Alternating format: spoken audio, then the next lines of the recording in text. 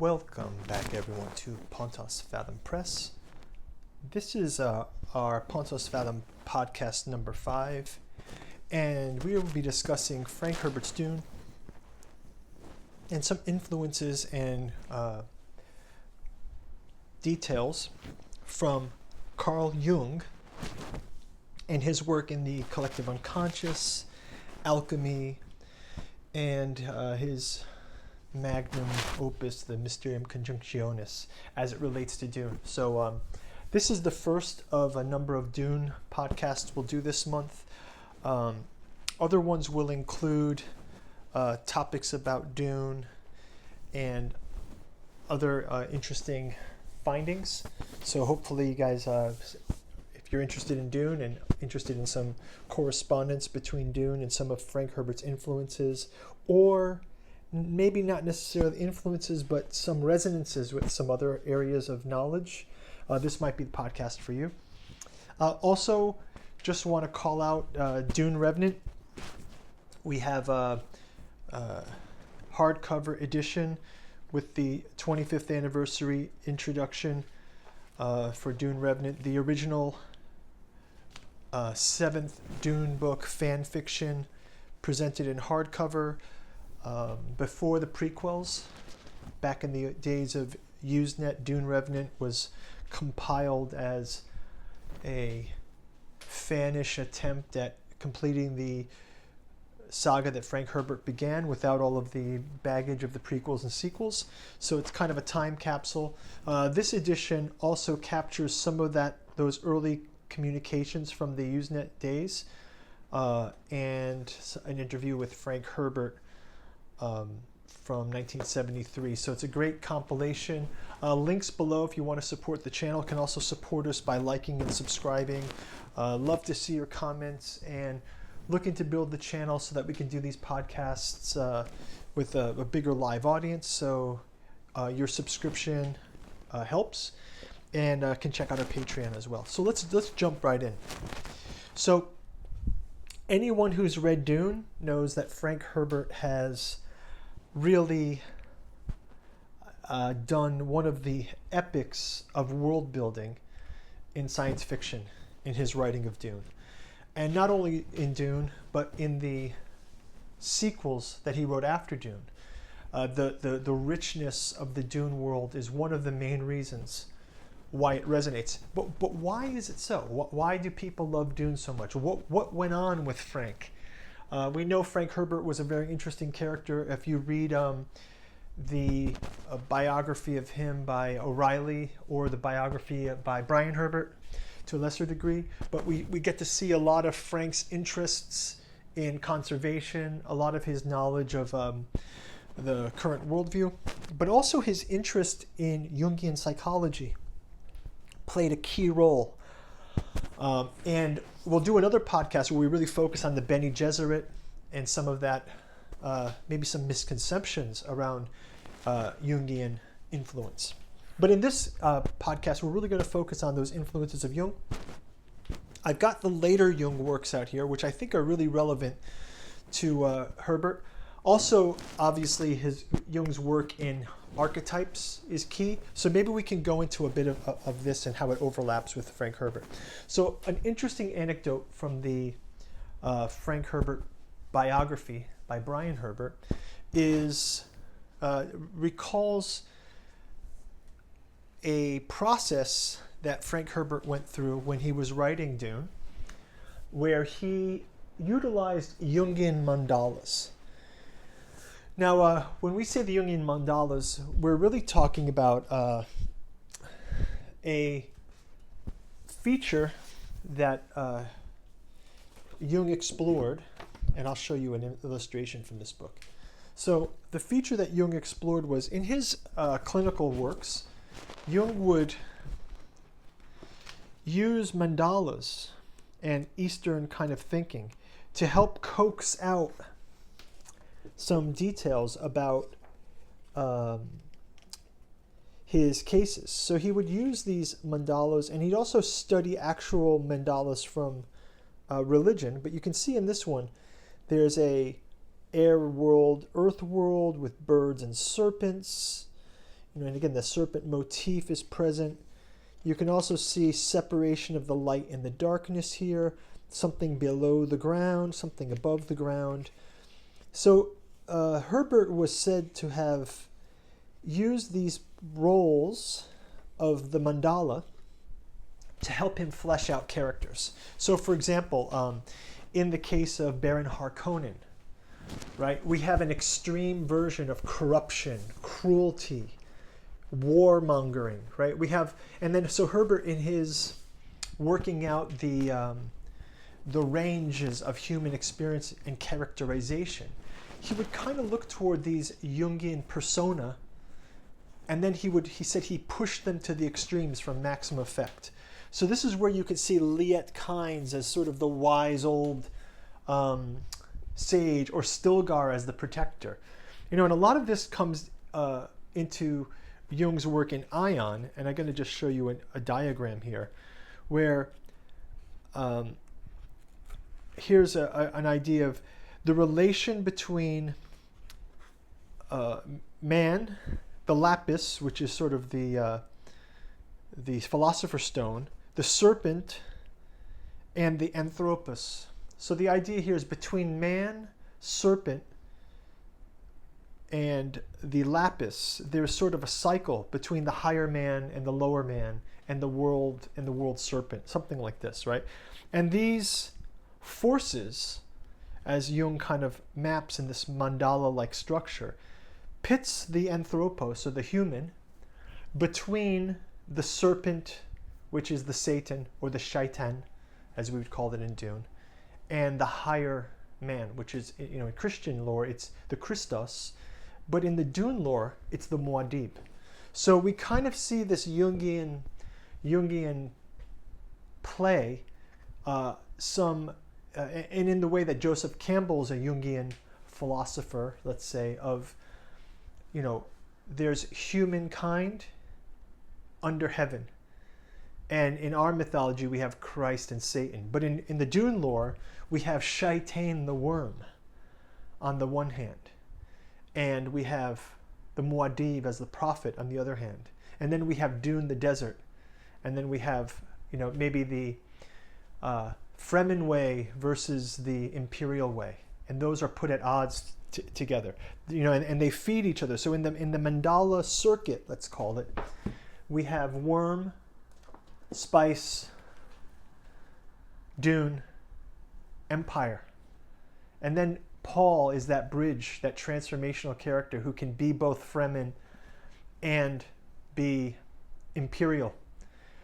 Paul is both human, and he's also taken the water of life to become the Kwisatz Haderach. Right, so I wanted to point out this one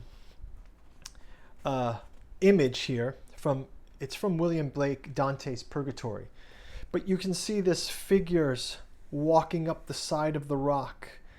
And I couldn't help but see Paul and Jessica clinging to the rock of their first night in the desert after the Harkonnen attack, right? So you can kind of see how many of the themes are themes of archetypes. And when we say archetypes, what Jung thought is the archetypes are human relations and human encounters, and specifically human types of activities that happen in myth and throughout history that we find ourselves participating in. So it can be anything from, being in love, or being at war, or being a son, or being a brother, or being a mother.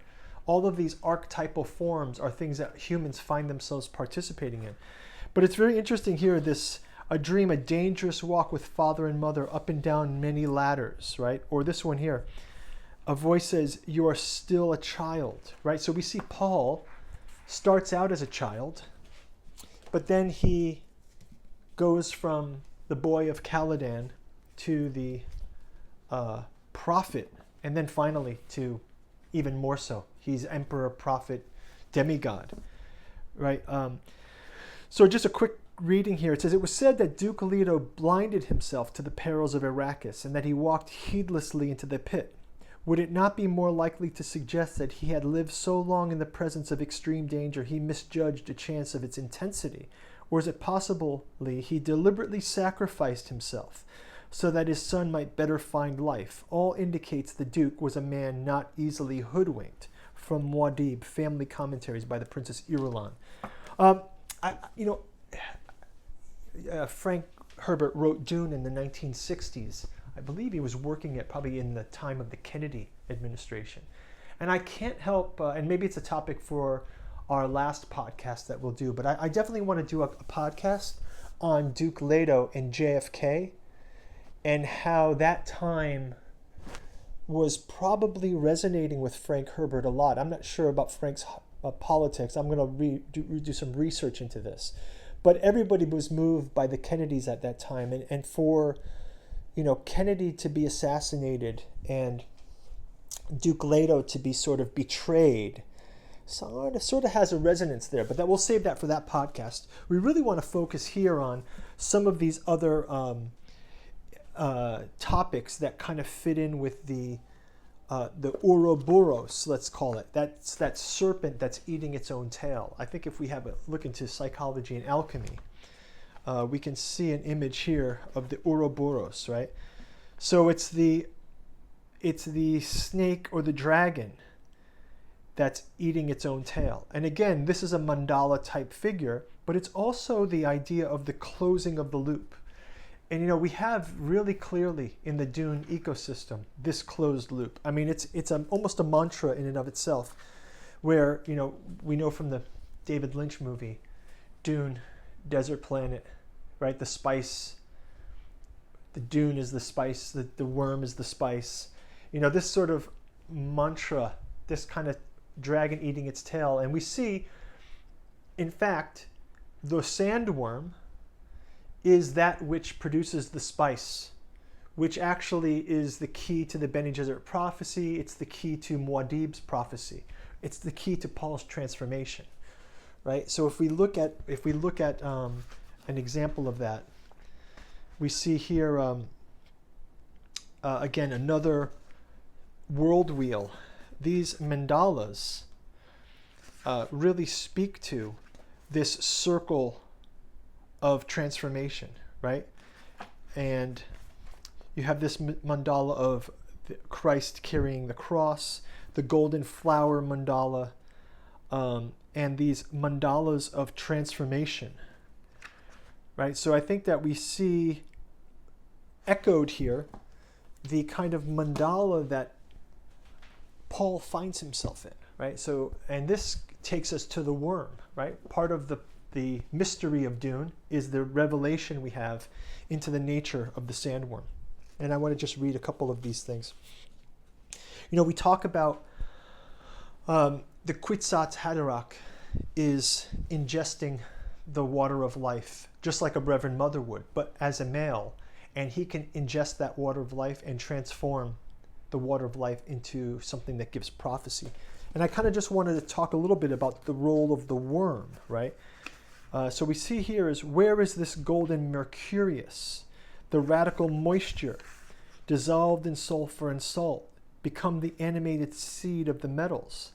It is a spirit of light that descends from the sun, a living spirit that teaches all creatures at the spirit of wisdom, and teaches men the art whereby the soul enchained to the elements may be freed. From Mercurius comes the illumination of the adept. This Mercurius duplex ascends. It is the Ouroboros, which is the snake that eats its tail. Although the poem takes Mercurius chiefly as a spirit of light,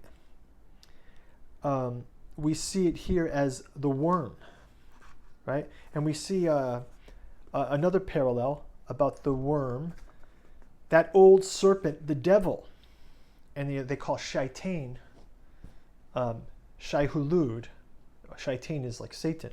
So in old Germany, the concept of worm, snake, and dragon coalesces, as they do in Latin, vermis, serpens, Draco, as signifying hell and the grave. The worm or serpent is an all-devouring death. The Eddas say, a hall did I see far from the sun on the shore of death, the door to the north, dripping poison, drops from the roof. The chamber walls are bodies of worms.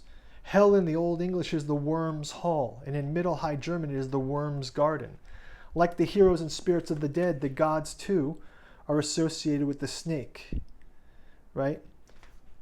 And in comparison, the gods of a snake remind us of the chthonic form of the underworld, as the rejuvenated phoenix first takes form as a worm. So Christianity borrowed a good deal from the Egyptian religion, and so does Dune. I mean, Dune follows this kind of worm sign, let's say.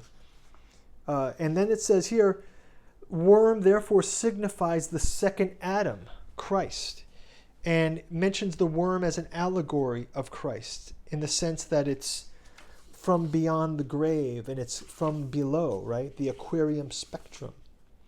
So the alchemist experienced the anthropos, which is the spirit of humanity, and imbued it with a new vitality, a freshness and an immediacy that reflected this enthusiastic tone. The Negredo not only about decay, suffering, and death. So in the alchemical cycle, there is something that is about the different states of the alchemy transformation. So when Paul transforms the water of life, or the Bene Gesserit transformed the waters of life, this is one of those topics that we're sort of referencing here, the transformation of the water of life. So we can go in with this in the alchemical transformation is not only does it bring decay, suffering, death, the torments of hell, and the melancholy, but it's visibly cast to the eyes of the alchemist is also cast the shadow of its melancholy over the solitary soul. In the despair, which was not his own, and of which he was merely the poisonous dragon, from inner necessity the dragon destroyed itself and changed into the lion. Right? So this is the transformation that Paul undergoes. Right? The worm destroys the old Paul. And then risen like a phoenix from this is Muad'Dib. Right? The dragon ate its own wings, as the eagle did its feathers. These grotesque images reflect the conflict of opposites, which the researcher curiosity had led him. The works begin with a katabasis, a journey to the underworld. So again, we have that journey to the underworld in a way for Paul is when he is cast out into the desert and they go into the cave, right? And he fights Jameis and they escape their first sandworm, right?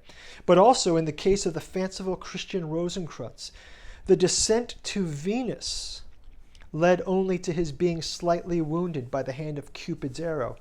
Paul's first vision is a vision of his love, Chani, who says, tell me of your homeworld, Usul, right? So he has that dream back on Caladan of a Venusian dream, right? So bedeviled and shameless is led to all those who wish to investigate, fall into a madness through ignorance. So again, we have this reference of falling into madness, where the Bene Gesserit cannot look. Right? The Bene Gesserit are not able to see in the place that Paul can see. For all he saith in all obscurity shall yield, the sickness of mind. The author's intention is in some to teach them they are adepts in the cypargeric medicine, and that such a small dose, by a grain of mustard seed, however it be taken to cure all diseases indifferently, by reason of simplicity of union, effective in the medicine, so that no variety of the multitude of maladies may reign. So again, here's like talking about the power of this small mustard seed of medicine to conquer all. But in Paul's case, it's the transformation of the water of life, in which the spirit animus is darkened and impaired by the single aspargatic medicine and perfectly cured. It only then restores to health to the spirit, amino, but sharpens the ingenuity and mind of men, and all things may be miraculously easy, as is easy for Paul now to see the future. For them in understanding intellectu, the perception perceptu, and nothing be hid from them, which is in the upper or the lower world. So again, here we have, right in Jung's Mysterium Conjunctionis, some sense of a precedent of the prophecy that the transformation of the worm brings to Paul. So let's go on to that. We'll talk about this Fremen religious adaptation, then, is the source of what is now recognized as the pillars of the universe, whose Kizara Tafwid among us are all the signs and proofs of prophecy. They bring us the Arakeen mystical fusion, whose profound beauty is typified by the stirring music built in the old forms, but stamped with the new awakening. Who has not heard and been deeply moved by the old man's hymn? And it goes on to play that for us. It says, I drove my feet through a desert whose mirage fluttered like a host. Voracious for glory, greedy for danger, I roamed the horizons of Al-Kalub, watching time-level mountains. It is in search and its hunger for me, and I saw the sparrows swiftly approach. Bolder than an onrushing wolf, they spread into the tree, and I heard the flock of my branches, and was caught on the beaks and the claws from the Arrakis awakening by Princess Irulan. So again, we see this relation to the prophecy, to the old desert ways, right, is part of this heroic journey, part of this alchemical journey, right? And with alchemy, Jung portrays that alchemical journey through the various stages of alchemy as paralleling those stages of personal transformation. And yet with Paul, we take that heroic aspect of that journey and we amplify, or Herbert amplifies it, so that now not only is Paul on a heroic journey of a boy becoming a man, not only is he on the heroic journey of a prince finding himself alone in a strange world, his crown usurped, and not only rising to the level of his father, but even rising beyond to the level of an emperor by the end of Dune. And finally, sort of like in the Jungian ion, he also finds himself on this ladder of the Quaternario, where he is transforming from anthropos into some kind of Christos, right? It is significant that the Gnostic philosophy found in connection to alchemy, mater alchemica, is one of the moderns of modern science. It has also penetrated into the secrets of psychology and evolution and made the very roots of life itself an object of investigation. In this way, the human mind has sunk deep into the sublunary world of matter, thus repeating the Gnostic myth of Nu, who, beholding his reflection in the depths below, plunged down and was swallowed in the embrace of physis. So the mind descended down into the matter, right? So thought became matter, right? The climax of this development was marked in the 18th century by the French Revolution, in the 19th century by scientific materialism, and in the 20th century by political and social realism, which has turned the wheel of history back a full 2,000 years to see the recrudescence of this despotism, the lack of individual rights, the cruelty, indignity, and slavery of the pre-Christian world, whose labor problem was solved by the Ergatstulum, the convict camp. The transvaluation of all values is being enacted before our eyes. And here too we see a parallel. In not only is Muad'Dib the prophet who is freeing men with his Kwisatz Haderach sort of Christ-like state, but he's also a revolutionary of the people power, right?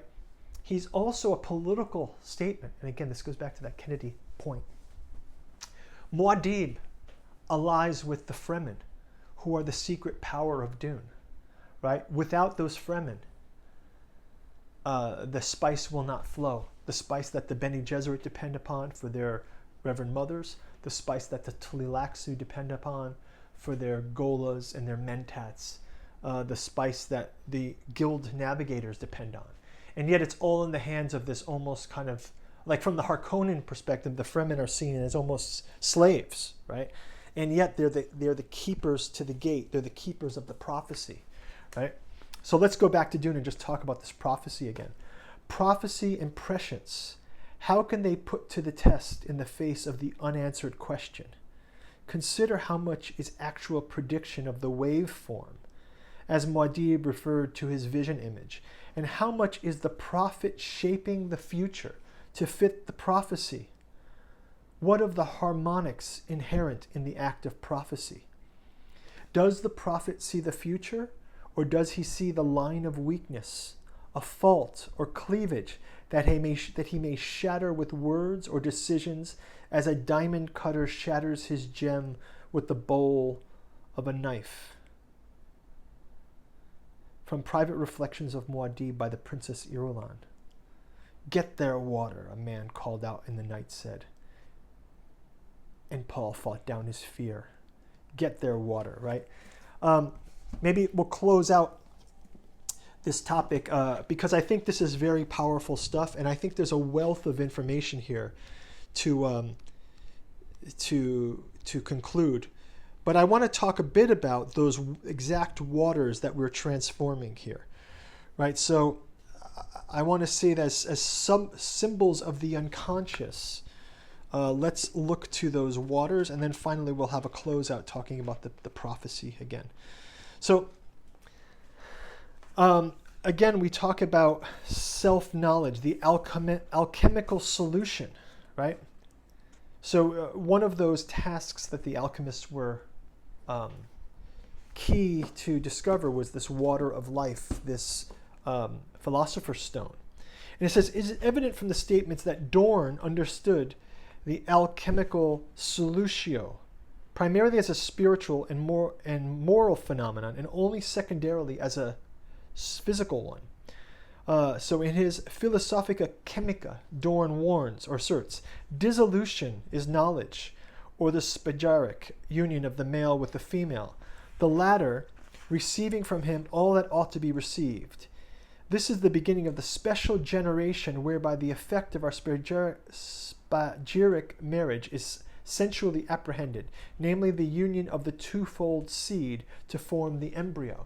But again, there's a resonance here with the Bene Gesserit secrets to their other memory, which we'll discuss in another podcast this month. Like, what is the secret of that other memory and the Bene Gesserit power? What is behind that?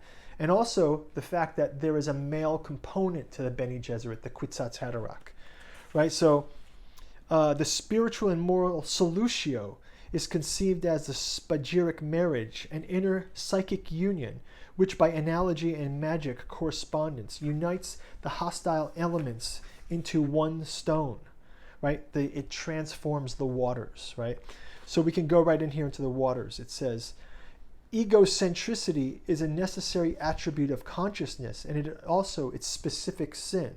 But consciousness is confronted by the objective fact of the unconscious often enough as an avenging deluge, right? And here we have water is at all forms sea, lake, river, spring. One of the most commonest typifications of the unconscious as also the lunary femininity that is closely associated with water. This dissolution of the heart in water would therefore correspond to the union of the male with the female. This marriage, right? The wisdom corresponds to salt and is coordinated with the moon. And again, we have the moon is Muad'Dib, the mouse shadow in the moon. So the embryo, whose equivalents are the homunculus and the lapis. The lapis, of course, is the symbol of the self. So I think in that sense, there's a quick reading also about how that sandworm is transformed from Dune Revenant. Just to quote like a fanish attempt at this, but I think it's also on that. In the days before he first took the spice, the hermit would play games with the sandworms. He would allow them to take notice of him and rise toward the surface from the depths of the dunes. And when the worm surfaced to consume its found prey, it would emerge to find the hermit had vanished. So powerful was his way that he could elude Shaitan himself by burrowing into the sand, or slipping into a shadow, or evaporating like a noontime mirage, which disappears faster than water itself. So in this way, Shai-Hulud was taunted, and the hermit lived on a long time in the desert, longer than he could remember. Few others saw him, but children remember tales of their parents telling the time of the old desert Herbert came to the sietch to repair a still-suit boot pump. They remembered these tales and held the image of him to adulthood, and they would tell their children as an adults. These children grown would shriek when an ancient man would emerge alone out of the desert, wearing a still suit of a style that was old in the time of their grandparents. He would need to replace a catch tube or a synth skin, and he would again return to the desert from which he emerged.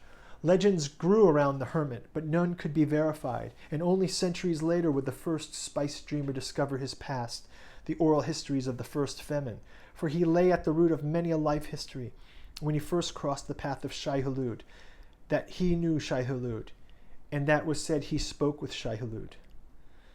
Right? These are the new paths of Leto, perhaps.